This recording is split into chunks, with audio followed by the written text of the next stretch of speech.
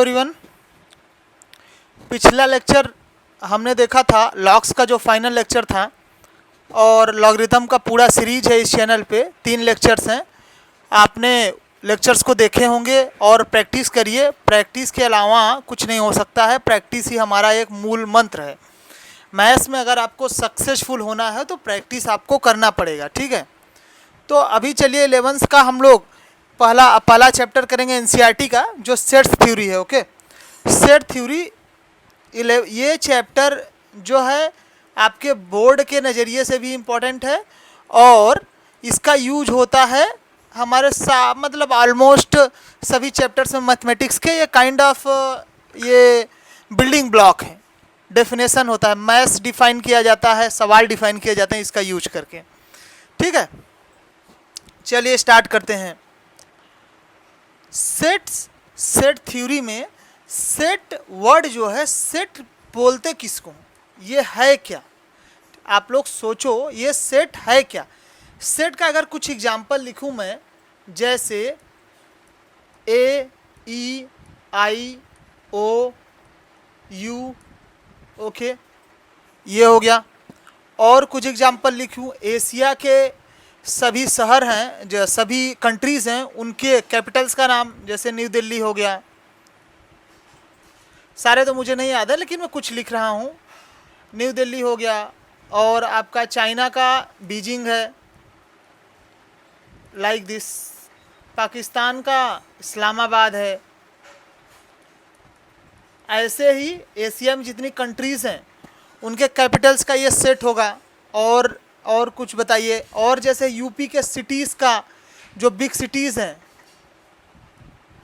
उनका set, okay. UP के big cities को डिफाइन किया जाए, जैसे कि किसी की पॉपुलेशन मान लीजिए सम एक्स नंबर से ज़्यादा हो, उसको हम डिफाइन करें बिग सिटीज़। ऐसे बिग सिटीज़ का सेट। तो आप ये चीज़ देख रहे होंगे कि ये जितने भी एग्जाम्पल मैंने लिखे हैं, ये क्या है, इनके अंदर क्या ये है, ये एक डेफिनेट कलेक्शन है। डेफिनेट कलेक्शन मतलब वेल डिफाइंड ऑब्जेक्ट्स का कलेक्शन है, ठीक है। वेल डिफाइंड ऑब्जेक्ट्स हैं जिनको हम सेपरेट कर सकते हैं, कैटेगरीज, एक किसी कैटेगरीज में डाल सकते हैं, ओके। तो सेट बेसिकली यही है। ये क्या है? Collection of well defined object, collection of well defined objects, well defined objects. इतना आया समझ में? समझ में आया कि नहीं आया? आ गया होगा, इतना डिफ़िकल्ट तो नहीं था, ठीक है। तो अभी क्या करेंगे, अभी आप सेट तो जान गए, सेट किसको बोलते हैं। तो इसी में क्या है, सेट को रिप्रेजेंट करने के 2 तरीके हैं। इन सेट को बेसिकली अगर मैं बोलूँ, मेथड्स हैं सेट्स को रिप्रेजेंट करने के, मेथड्स ऑफ सेट रिप्रेजेंटेशन।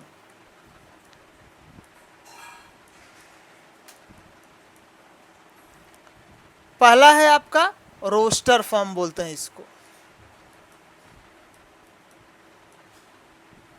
दूसरा है क्या है, बताइए? पढ़ा होगा यार, एनसीईआरटी का पहला चैप्टर कम से कम खोल के तो देखा होगा। Set builder form, okay. तो रोस्टर फॉर्म और सेट बिल्डर फॉर्म लिख तो दिया मैंने। अभी आप पूछेंगे कि सर ये रोस्टर फॉर्म और सेट बिल्डर फॉर्म है क्या, सेट को डिफाइन करें। अगर लेस से चलिए मैं एक सेट लिखता हूँ एग्जाम्पल में। वो क्या है कि सारे इवन प्राइम नंबर्स जो सारे इवन प्राइम नंबर्स, लेस से चलो मान लेते हैं सारे इवन प्राइम नंबर्स। तो वो क्या है, एक 2 है, और क्या होगा, क्या कोई और है इवन प्राइम नंबर? नहीं है। तो अगर उसके सेट को रिप्रेजेंट किया जाए कर्ली ब्रैकेट्स में, और जितने भी इवेंट हैं या जितने भी एलिमेंट्स हैं उसको डिफाइन ऐसे लिखा जाए, तो ये क्या है, रोस्टर फॉर्म। ये आपका रोस्टर फॉर्म में लिख रहे हैं। और थोड़ा बड़ा एग्जांपल लूँ, सारे इवन नंबर्स जो 10 से छोटे हैं, ये 2 4 6 8 10, ये क्या है, ये सेट्स में जितने एलिमेंट्स आ सकते हैं सारे इवन नंबर्स जो 10 से छोटे हैं वो लिखे हुए हैं। ये सेट्स के अंदर सारे नंबर्स लिखे कामा सेपरेटेड। तो अगर ऐसे लिखा हुआ तो ये क्या है, रोस्टर फॉर्म है। ओके, अब इन्हीं को मैं सेट बिल्डर फॉर्म में लिखने की कोशिश करूं तो पहला एग्जांपल लिखूंगा, वो क्या होगा, लेट्स से सेट ए क्या है वो, सच that x belongs to R and what, ax belongs to even numbers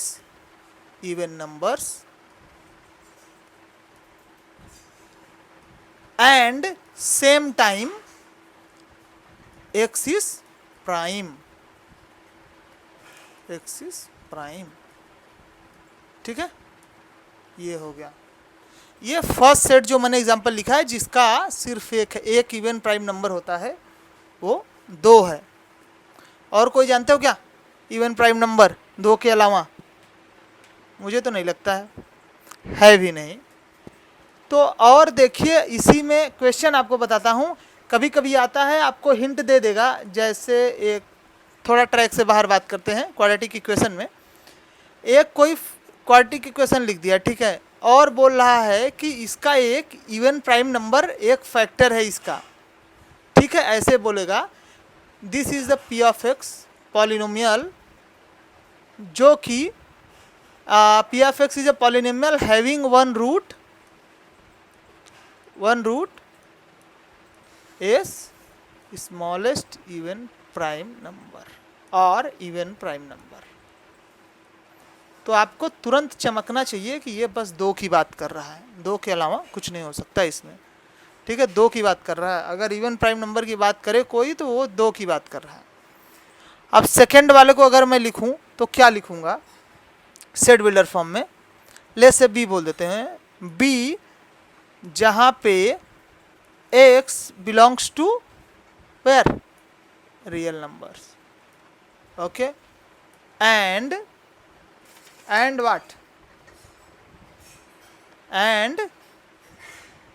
what लिखने का ट्राई करोगे क्या? खुद लिखो, वीडियो को पॉज कर लो और आप खुद ही लिखो सेकंड के लिए। मैं तो लिख ही रहा हूँ, एक such that x belongs to real number and x equal to 2n where n belongs to natural numbers and same time x is less than equal to 10। Okay, सही है क्या? हाँ सही है। अब देखो इसके अकॉर्डिंग अगर मैं जनरेट करने की कोशिश करूँ, x belongs to real number such that x equal to n and n is natural number. Natural number मतलब क्या है? नेचुरल नंबर ये भी एक सेट ही है जो 1 से स्टार्ट होता है एंड ये बढ़ता जाता है इनफाइनाइट तक, ठीक है। तो यहाँ 1 डालेंगे अगर x इक्वल टू 2n है 2 हो जाएगा, सेकेंड डालेंगे 4 आएगा, 6 आएगा, 8 आएगा, 10 आएगा, 12 आएगा, बट सेकेंड कंडीशन जो इसको रिस्ट्रिक्ट कर रहा है 10 तक, तो इतना नंबर होगा जो हमारे सेट में चला जाएगा बी के, जो कि मैंने ऊपर भी लिखा है, ठीक है। ओके, गॉट इट, समझ में आया होगा? आया कि नहीं आया? अगर आ गया है समझ में तो क्वेश्चन भी कर सकते हो। तो एक क्वेश्चन लिख रहा हूं मैं, इसको आप लोग करिए, ठीक है। Example, set A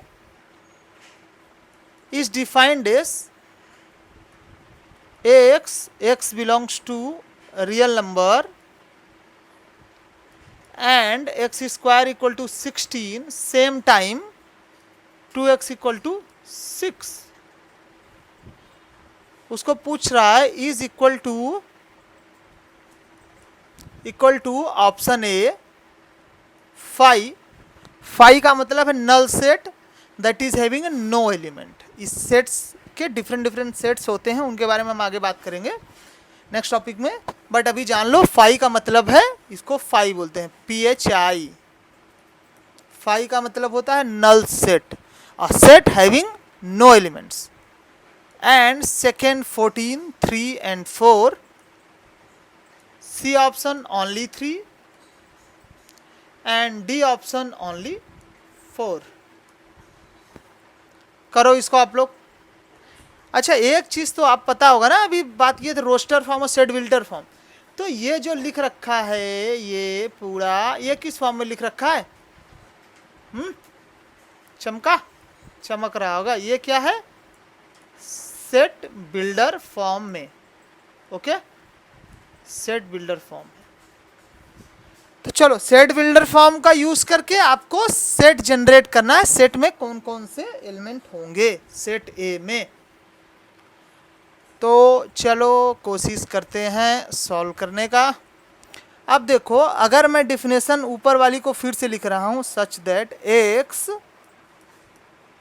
x belongs to real numbers, x square equal to 16, same time 2x equal to 6। तो x belongs to real number, इसमें तो ढेर सारे आ जाएंगे, यहाँ से तो इनफाइनाइट है। x स्क्वायर इक्वल टू 16, यहाँ से अगर मैं देखूं तो x की वैल्यू क्या आ सकती है? ±4। ठीक है, यहाँ से तो सेट जनरेट होता है 4 and -4 ये बोला। बट एक और कंडीशन है जो साइमल्टेनियसली सेटिस्फाइड होनी चाहिए, एंड है। ठीक है, ये हो गया। एंड इसको 2x इक्वल टू 6 है, x इक्वल टू 3 आ जाएगा, तो इसमें 3 है। अब इन दोनों का इंटरसेक्शन या एंड लेने का मतलब इन दोनों में जो कॉमन होगा वो उठाएंगे। क्या कुछ कॉमन है? क्या कुछ नहीं कॉमन है। तो ये क्या है? 5 A having no elements. Okay, तो ऑप्शन ए आपका सही होता है। इसी के साथ आगरा सही है। समझ में आ गया? क्या नहीं समझ में आया है तो वीडियो को पॉज करिए और इसको आप लोग सॉल्व करिए। ठीक है, ओके, समझ में आ गया है? आगे बढ़े क्या?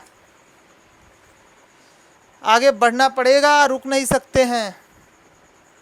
चलिए, अगला टॉपिक है हमारा, क्या है? Type of sets. Type of sets, अभी जैसे मैंने बोला था 5, वैसे ही टाइप ऑफ सेट्स होते हैं। कुछ सेट्स हैं जिनको मतलब इनके कॉमन नाम है, इनको डिफाइन किया गया है, उनके बारे में हम जान लेते हैं। पहला है आपका नल सेट, जो अभी मैंने आपको बताया। नल सेट मतलब है 5। नल सेट मतलब होता है कि इसमें a set having no elements, set having no elements. अभी बोला था, पिछला क्वेश्चन में भी आ गया था यही नल सेट के बारे में। अब हमारा है अगला सिंगलटन सेट। सिंगलटन सेट क्या है?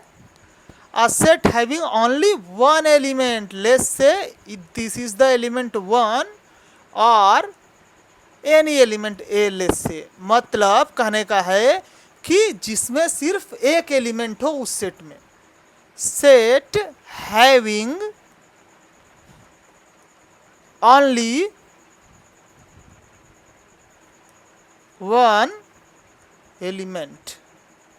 Okay okay, got it. चलो ठीक है, नेक्स्ट बढ़ते हैं। अपना तीसरा है आपका फाइनाइट सेट। ये तो नाम से ही पता चल रहा होगा। क्या चमका? क्या नाम से ही पता चल रहा होगा।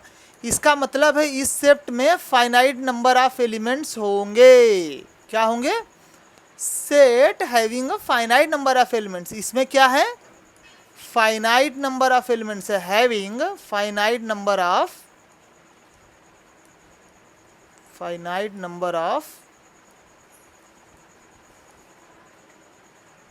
एलिमेंट्स। क्या? Finite number of elements. Okay, चलिए ठीक है। चौथा देख लेते हैं। चौथा क्या है? जैसे फाइनाइट है, आपने गेस कर लिया होगा, इनफाइनाइट। इनफाइनाइट सेट नाम से ही पता चल रहा है, जिसमें मतलब इनफाइनाइट नंबर ऑफ एलिमेंट्स हो। नंबर्स जितने एलिमेंट्स होंगे उनका कोई फिक्स नहीं है, वो कितने भी हो सकते हैं, कंटिन्यूस बढ़ता जा रहा है। जैसे एक एग्जांपल बता दूं, नेचुरल नंबर से 1 2 3 4 डॉट डॉट डॉट डॉट चलता जाएगा इन्फिनिटी तक। या रियल नंबर का सेट है। ओके, चलो अच्छा, इतना है, इतना सेट मैंने बता दिया आपको। और हैं 2-3 और हैं, इनको मैं चैप्टर में जैसे जैसे आगे बढ़ेंगे वैसे वैसे इनके बारे में बात करेंगे, ठीक है। अभी मुझे नहीं लगता है बताना चाहिए। आप लोग पहले इतना जानो, इतना याद रखो, बाकी जैसे जैसे यूज होगा तो मैं बीच में उनको चिन करके आपको बताऊंगा, ठीक है। और एक और चीज़ मैं आपको बता देता हूँ, जो कि कार्डिनैलिटी बोलते हैं, cardinality of finite set, cardinality of a set. अगर बोले cardinality of a set, cardinality of a set, ये कंसेप्ट बेसिकली क्या है? कार्डिनैलिटी का मतलब होता है सेट में कितने नंबर ऑफ एलिमेंट्स हैं। एन ए से रिप्रेजेंट करते हैं, जैसे ए है, एक सेट है जो डिफाइंड है 1 2 3 4, तो अगर कार्डिनैलिटी इसका कोई पूछे तो एन ऑफ ए का मतलब है कि इसमें कितने नंबर ऑफ एलिमेंट्स हैं। 4 जैसे हैं, 4 एलिमेंट्स हैं इसमें ना, हाँ, इसी तरह कार्डिनैलिटी ऑफ सेट। और एक चीज़ यहाँ से भी है, नोट आपको दिमाग में डाल रखना है, इसको नोट करके रखिए हमेशा, कि कार्डिनैलिटी जो है that is always defined for which kind of set? Finite sets. Cardinality is always defined for what? Defined for finite set, finite type of sets. मतलब ही नहीं यार, खुद ही सोचो कि कार्डिनैलिटी बोल रहे हो नंबर ऑफ एलिमेंट जितने होंगे सेट में उतने ही, अगर नंबर ऑफ एलिमेंट ही नहीं फिक्स है तो उसका कार्डिनैलिटी कैसे फिक्स होगा? कार्डिनैलिटी के बारे में बात ही नहीं कर सकते हैं। इसीलिए कार्डिनैलिटी है जो वो फाइनाइट सेट के लिए डिफाइंड होता है। चलो एक एग्जांपल मैं बताता हूँ, मैं कार्डिनैलिटी पूछूंगा, set A defined as vowels in or English alphabet letters, vowels in English alphabet। तो एक होगा डिफाइन करो तो क्या हो जाएगा? ए ई आई ओ यू। अगर इसका कोई कार्डिनैलिटी पूछे एन ऑफ ए, क्या हो जाएगा वो? 5। कार्डिनैलिटी को एन ऑफ ए से भी डिफाइन करते हैं, कुछ लोग हैं मॉड ए टाइप का लिख देते हैं, मॉड ए दोनों साइड, इससे भी डिफाइन कर, बट जनरली ये नहीं यूज होता है। आप लोग दिमाग में रखिए इसको भी, लेकिन ये वाला ज़्यादा यूज़ होता है और इसके साथ ही हम आगे बढ़ेंगे। चलिए ठीक है, आज के लिए इतना ही, आज का लेक्चर हम ख़त्म करते हैं। इतना नोट्स आप रिवाइज करिए, एनसीईआरटी की बुक खोलिए और थोड़ा देखिए इसके बारे में, और बाकी का क्वेश्चंस आपको जैसे ही लेक्चर का आगे आगे बढ़ता जाएगा डिस्क्रिप्शन में आपको क्वेश्चंस के सेट भी मिल जाएंगे सॉल्व करने के लिए। आज ख़त्म कर दे, इतना ही, नेक्स्ट चैप्टर में